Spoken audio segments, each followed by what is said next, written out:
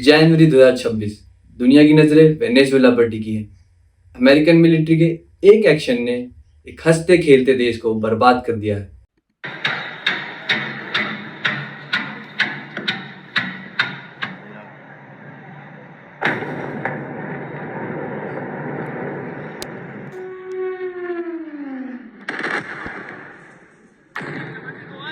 एक तरफ है दुनिया का सबसे बड़ा ऑयल रिजर्व और दूसरी तरफ अमेरिका की जिद।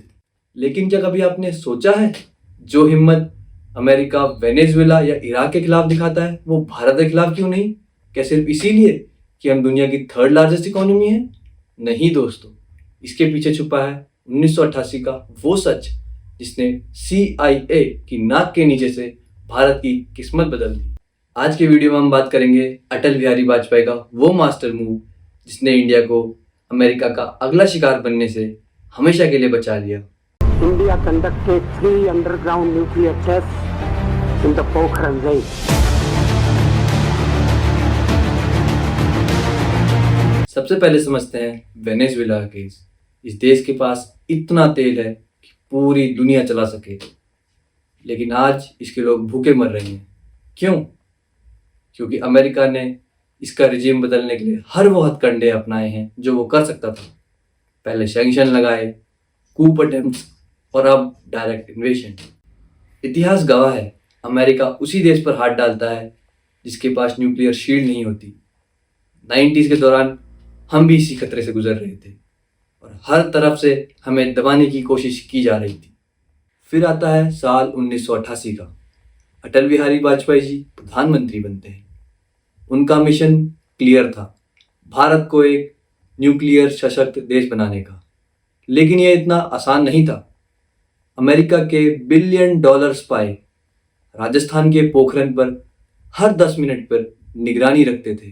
CIA का तो दावा था कि पोखरण में एक परिंदा भी पर मारेगा तो उनको वॉशिंगटन में पता लग जाएगा। लेकिन अटल बिहारी वाजपेयी जी और भारत के missile man APJ Abdul Kalam ने एक ऐसा प्लान बनाया जो किसी हॉलीवुड मूवी से कम नहीं। साइंटिस्ट को आर्मी की यूनिफॉर्म पहनाई गई ताकि सैटेलाइट्स को लगे कि ये नॉर्मल मिलिट्री एक्सरसाइज है। डॉक्टर APJ अब्दुल कलाम का नाम मेजर पृथ्वीराज रखा गया और सारा काम कोड वर्ड्स में हुआ। साइंटिस्ट ने US सैटेलाइट्स का एग्जैक्ट डिटेल्स निकाली और जैसे ही सैटेलाइट्स ऊपर आते काम को रोक दिया जाता और ऊपर से सैंड डाल दी जाती। फिर आता है 11 मई 1988 का वो बड़ा दिन जब दोपहर 3 बजे पूरा पोखरण कांप उठा। 11 मई 1998। Switching command to internal. Range ready? Ready. Today, at 15:45 hours, 4, 3, 2, 1, 0. India ने लगातार 3 न्यूक्लियर टेस्ट किए और CIA को कानों कान खबर तक नहीं हुई।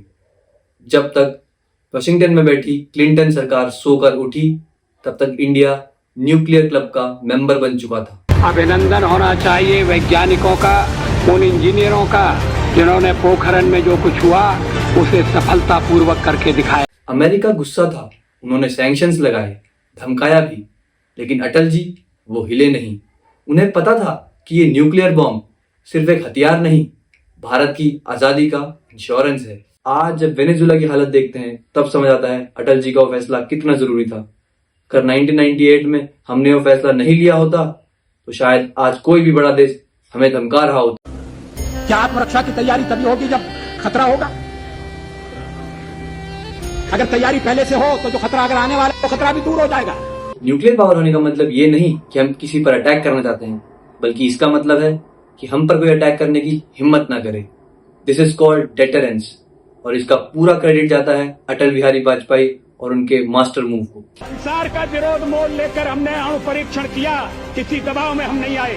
अणु परीक्षण के मामले में जो पूर्व प्रधानमंत्री हैं उन्होंने किस तरह से व्यवहार किया था मैं सारा चिट्ठा सदन के सामने रख सकता हूँ। सरकारें आएंगी जाएंगी, पार्टियां बनेगी बिगड़ेंगी, मगर ये देश रहना चाहिए, इस देश का लोकतंत्र अमर रहना चाहिए।